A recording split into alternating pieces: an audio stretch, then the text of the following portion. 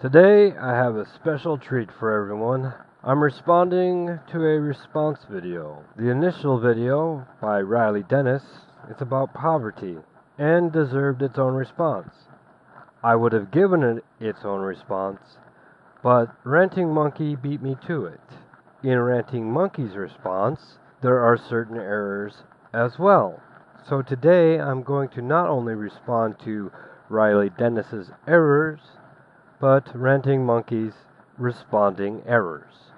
Now, since this is a response to two people with opposing views in the same video, this could get rather complicated, and I've had to think about exactly how I want to do this response. And I think I should let you in on the process.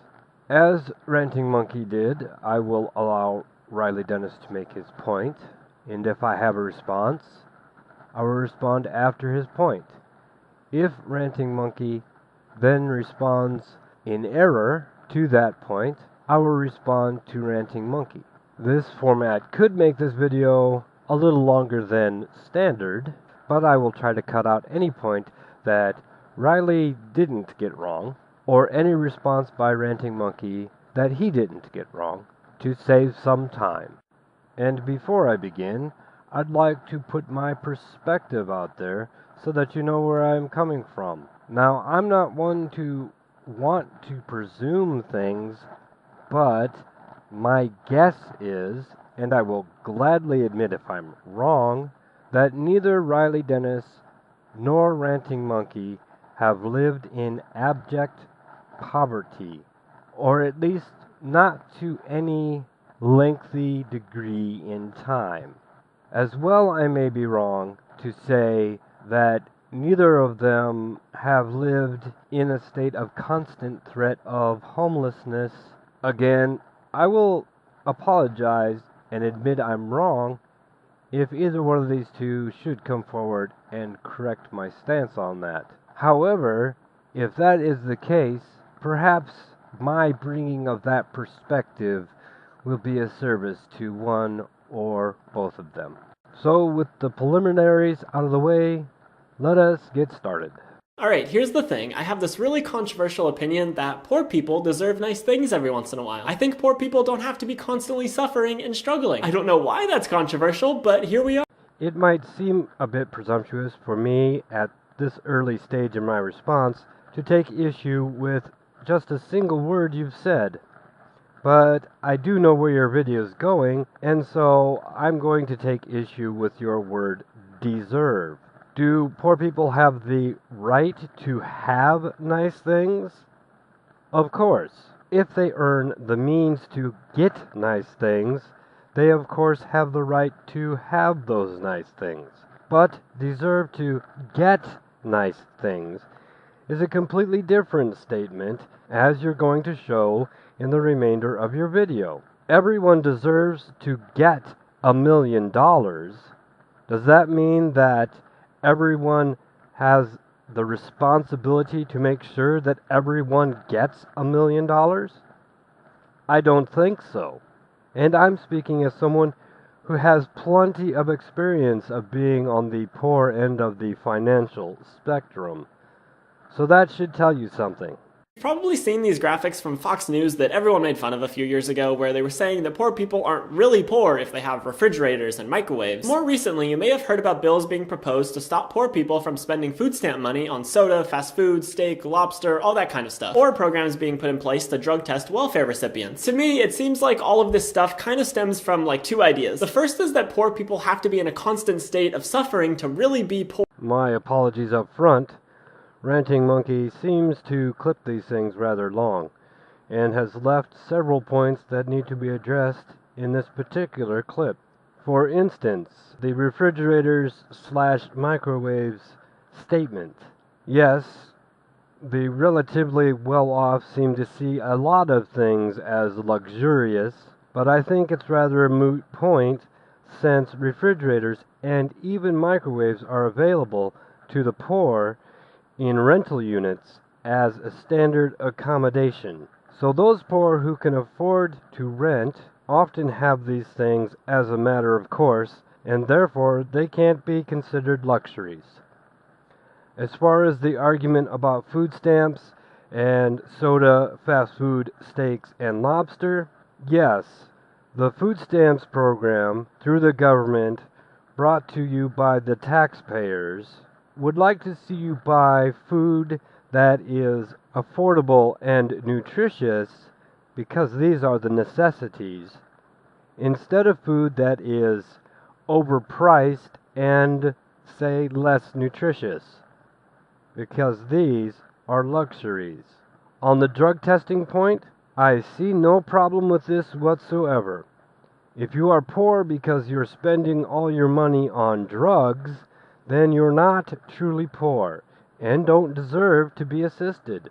So if they have any kind of nice thing in their life, they're suddenly not poor and shouldn't be allowed to receive any kind of government assistance. It's not as if you've totally missed the point here. Government assistance isn't to get you nice things.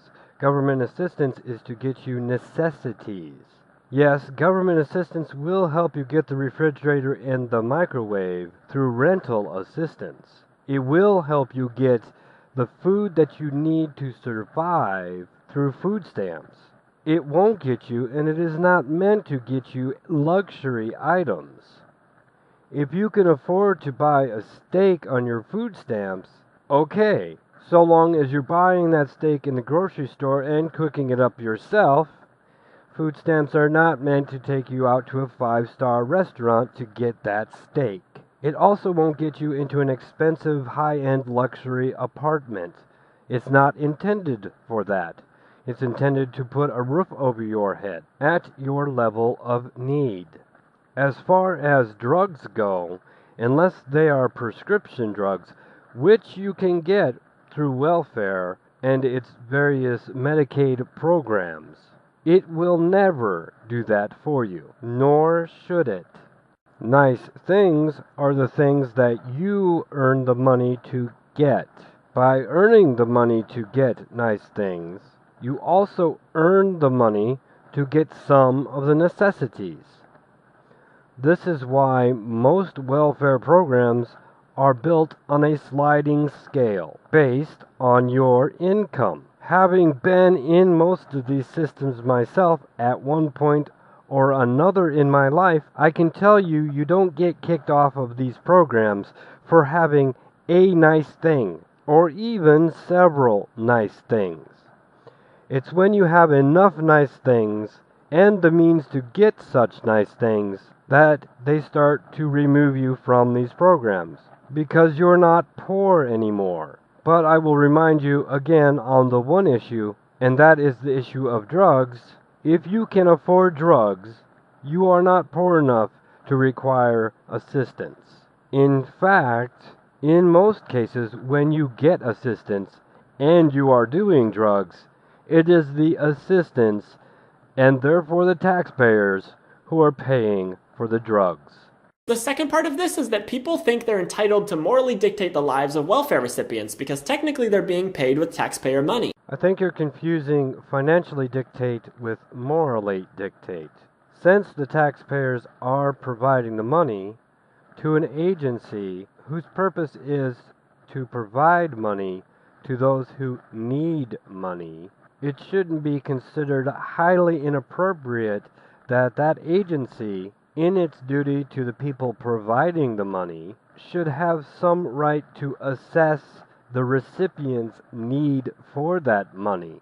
If a person rolls up to a welfare office demanding assistance in a brand new Mercedes while living on their own in an 8-bedroom mansion and living off the dividends of the many stocks that they own, should they be allowed to just get assistance that should go to people who need to have the assistance?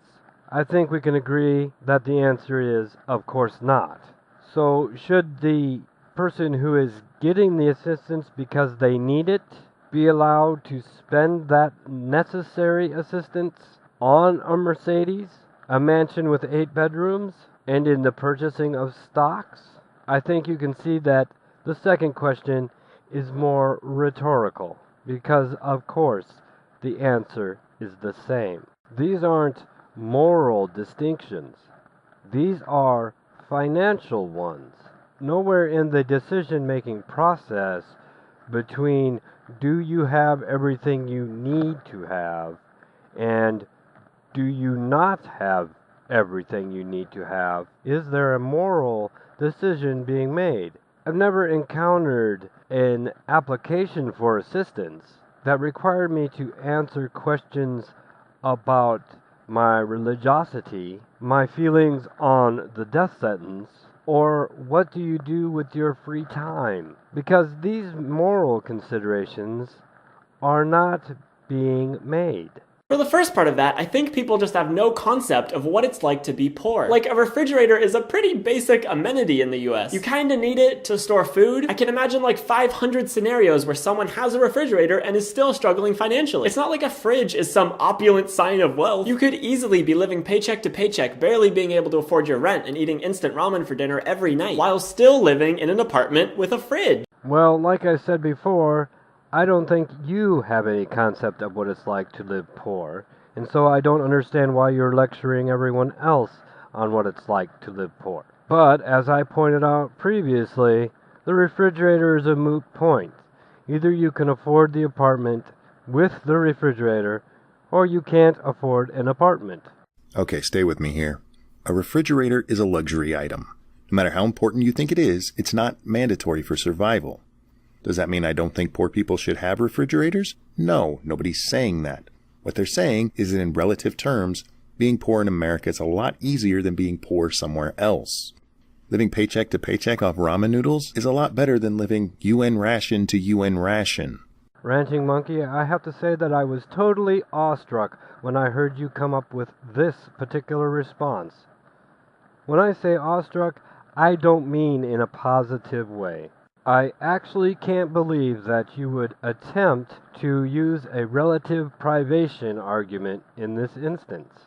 Given that I think between the three of us, we can all figure out that Riley is not talking about Ethiopian famine poor. But I'm also amazed that you completely miss the point of the assistance that he is talking about, and that it is essentially equivalent to UN rations, dressed in a more civilized form. I simply cannot communicate how unhelpful it is to try to say that some have it worse, so the topic you're talking about is completely invalid, while missing the point that the example you give makes the subject completely valid.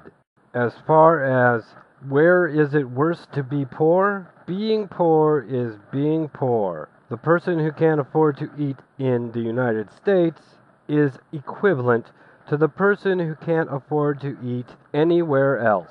Not eating is not eating. That's not the only thing. Like, a lot of poor families have cars. A car is often a necessity in areas that don't have a good public transportation system. And lots of jobs even discriminate against people who don't have a reliable form of transportation. Once again, you're confusing convenience with necessity. Yes, it's nice to have a car, but it is not necessary even when there's not mass transportation. For instance, your example about people not hiring because you don't have a reliable means of transportation? You can still have reliable means of transportation by having a bicycle, or by being in walking distance of where you work. The idea isn't that they're discriminating against poor people because they don't have cars, they're discriminating against people who might not show up for work. You can still show up without a fucking car. Believe it or not, Riley, there was a long time where people didn't have automobiles. You think convenience is necessity because you're a spoiled, middle-class white kid who has no idea what poverty actually is like and has never suffered any hardship in his life.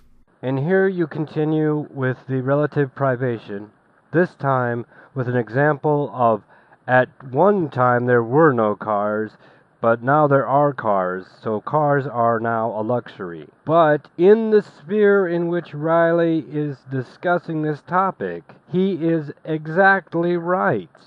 Cars can be a necessity, and it can be detrimental if a person who is poor doesn't have a car for transportation.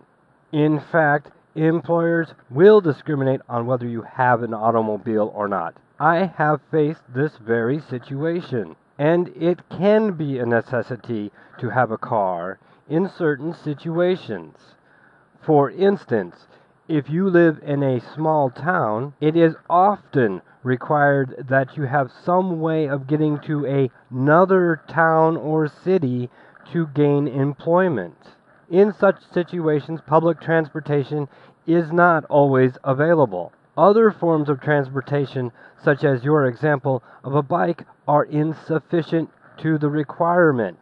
So in this instance, I do have to agree with the statement made by Riley. A car can be a necessity in the situation which he is discussing. So if a person or a family is able to save up for a car somehow, that doesn't automatically mean they're not poor anymore. You can be struggling financially and have some old beat-up car that you use to get to work. Things that may have once been luxuries are now relatively accessible. They're still luxuries even if they're more accessible, you fucking dense motherfucker. Hopefully, Ranting Monkey, you'll forgive me for including the full context of what you're responding to. I don't see any dishonest point here, except that you seem to disagree on the definition of luxury. You're failing to take into account how society changes to be more inclusive to the technology which it uses. Sometimes a luxury can transform itself into a necessity. The full context of what Riley is saying here is not incorrect. Like smartphones, for instance. Lots of people seem to think that anyone who can afford a smartphone is not poor. But not every smartphone is a $700 iPhone. In fact, you can buy a smartphone on Amazon for like $50 now. And actually, lots of poor people rely on smartphones for accessing the internet. Because in the US, in 2017, you really need access to the internet to be able to function as a part of modern society. Internet access is essential for finding jobs, paying bills, doing your taxes, and just generally keeping up with everything that's going on. No, I have to completely disagree. A smartphone is not required whatsoever by anybody. Even though I'm not poor anymore, I do not use a smartphone. Do I have a phone? Yes, but I do not require a smartphone. I also don't require the internet. Do I have the internet? Yes. Did I have the internet when I was poor? No. It is not required to do any of the things that you think it's required to do. The fact is that the complaint about smartphones and the poor comes into play when the poor provide themselves and every member of their family with a smartphone. When the poor are standing in line with everyone else to get the latest and greatest edition of the smartphone. When the poor complain about not having enough money to pay their bills or feed their families, yet can make the extreme payment plans on their phones. That's the complaint there. And frankly, I can understand why there's a complaint about that. The requirement to have a phone in modern society is not the same as the social requirement to have a smartphone that can do everything but butter your toast. No, Riley, that's the romanticized liberal version of poor. In reality, a lot of poor people in the United States are just poor because they don't know how to spend their fucking money wisely. No, Monkey, that's just the romanticized conservative version of poor. Most poor people are born into poverty. It's been that way for quite some time now. Centuries even. Granted, there's a small percentage of the poor who couldn't spend their money wisely, then became poor. For a large percentage of the poor who were born into poverty, there was no money to learn how to spend wisely. I would like to ask you how to solve the greatest conundrum in all of physics. I don't care if you've been trained in physics, or have any knowledge of physics, or even know what the word physics means. Solve the problem. If you find that to be too much of a demand on you, then you might want to consider your position as regards the source of poverty. When you are born into poverty, whether your family has been poor for one generation or several generations, it is very difficult to come out of poverty. It's not as if when you're born into poverty, the magic finance fairy comes to your home slaps you with their magic wand and says, "Here's your second chance. Don't mess it up." And the result is, everyone who remains poor messed up this magical, mystical second chance. And if you believe it's easy to pull yourself out of poverty, I will gladly dig the 20-foot hole, which you will demonstrate that you can get out of unaided. And if people want to splurge on some things using their very limited income, they have every right to do that. Millennial financial planning, just in case you want to die broke. Yes, you have every right to splurge. Doesn't make it a good fucking idea.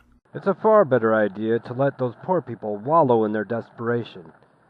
After all, they can't afford any luxuries or amenities that anyone else can enjoy, so why the hell should they have them?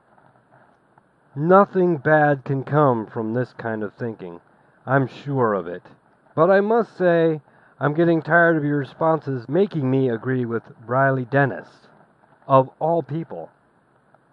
Please stop. If someone manages to spend less money on certain things so they can afford a nicer car or a nicer smartphone, that's up to them. We all prioritize our money differently. Some people spend more money on entertainment, like video games and movies and going out. Others spend more money on their clothes or their makeup or their car. People are different and will prioritize things differently, even if they're working with very limited resources. As I just communicated to Ranting Monkey, I'm being forced into a certain amount of indulgence on what you're saying here. That indulgence isn't unlimited. In fact, what you just said is completely wrong. People prioritize their finances when they have finances to prioritize. When a person has limited finances, there is but one priority: necessity. Whereas I agree that any person at almost any financial level does deserve a degree of morale-boosting splurging within their financial capacity. I do not agree that a person who is barely living at necessity level gets much more of a prioritization range than necessity. If someone wants to relax after a long week at work by buying a video game or going out with their friends, they have every right to do that. Sure, everyone has the right to do whatever they want with their excess finances. But if you have $60 to buy a video game, don't you also have that $60 to get necessities? I'm not saying that every cent of that $60 must be spent on necessities.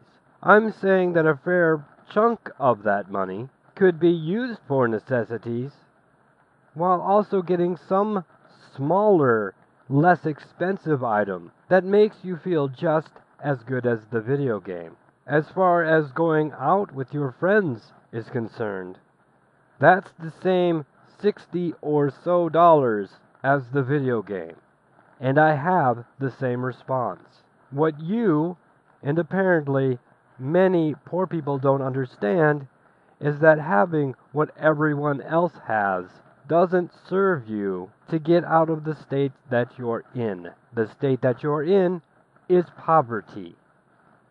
The state that you will continue to be in so long as you're getting the big name luxury items is poverty. Because people aren't robots. You can't expect people to never want to treat themselves. Mentally, we need to feel good every once in a while. We need to take care of ourselves, and sometimes that requires spending money on things that aren't technically necessary for survival. Which is the point I'm agreeing with. It is psychologically beneficial to not always have to face a bad situation. In this case, the bad situation is being poor. Every once in a while, a little extra item can be very healthy for the individual who is faced with that financial condition. However, I'm not going to repeal my last response. Even items bought out of a need for pleasure over necessity must be tempered by the financial situation the person finds themselves in. If such tempering is not done, then the financial situation will only suffer more. The person will only fall further into the hole.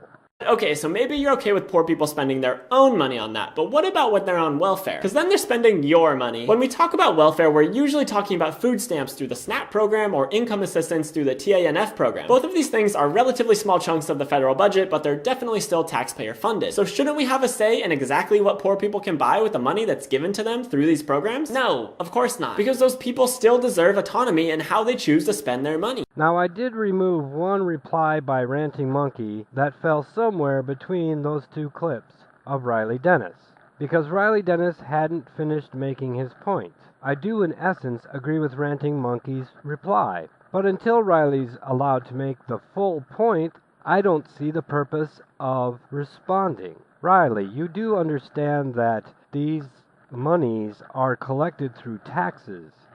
Taxes are not a voluntary contribution. Understandably, people are concerned about what happens to the money that is forcibly removed from them through taxes. When a tax is collected, people want to know that the money is going to the purpose for which it was collected, and for such reasons, they wish to be assured that money that is collected to be given to those people who need extra assistance to just get to the necessity level of finances are not using the funds provided to exceed a necessity level of finances. This is not unreasonable. It is also not unreasonable that if such persons who require such assistance wish to exceed a necessity level of existence, that they should go, if able, to seek employment to reach that status. The government does not collect money as a replacement for employment. It sounds really dystopian to imagine a society where rich people spend their money however they want while giving a small percentage of their money to poor people and then dictating exactly how those poor people can spend their money because of that. Like, your employer, just because they pay you, isn't allowed to tell you what kind of food to buy or what kind of stuff you're allowed to spend money on. The same goes for taxpayers and welfare recipients. Well, I have to make a small correction here. It's not rich people giving money to poor people, dictating how the poor people can spend the money. It's middle-class people and rich people giving money to the government because if they don't, they will go to jail for not paying their taxes. And as far as dictating where and how the money can be spent, that is the government, who is acting through laws which they have passed to distribute this money which they have collected for the purposes of helping people who need to live at least a necessity level of existence. The government is not here replacing an employer. In fact, the government is basically taking a portion of the money that they collect from anyone who is financially healthy enough to pay taxes, setting it aside for a specific reason, and asking that the people who receive access to these funds meet certain requirements and use the funds in certain ways. Ways that will help to meet the necessities which they are unable to financially meet themselves. Maybe instead of worrying if poor people are spending their fixed monthly welfare money on a $2 soda, we could instead worry about Trump's $1 to $3 million trips to his golf course every weekend. I'm really starting to think there's a new fallacy in the works. The appeal to Trump. We'll call it Trump's Law. We'll define it as any time someone on the left side of politics refers to anyone on the right side of politics who happens to be in power at the time and their activities, even if such a person or activities has nothing to do with the topic being discussed. And one last thing, drug testing welfare recipients. Every program that has ever been put in place to do that has actually cost taxpayers more money because testing is expensive and they rarely ever catch anyone. I don't think I need to make a lengthy argument about that. The data is pretty clear. But just on a moral level, I think it's wrong to deny someone money that they need for food or rent just because they smoke weed or something like that. Get over it. Let people live their lives. And if these people choose to use their food and rent money to buy drugs, get over it. Let them live their lives. Oh, wait. Ground control to Major Tom. Ground control to Major Tom.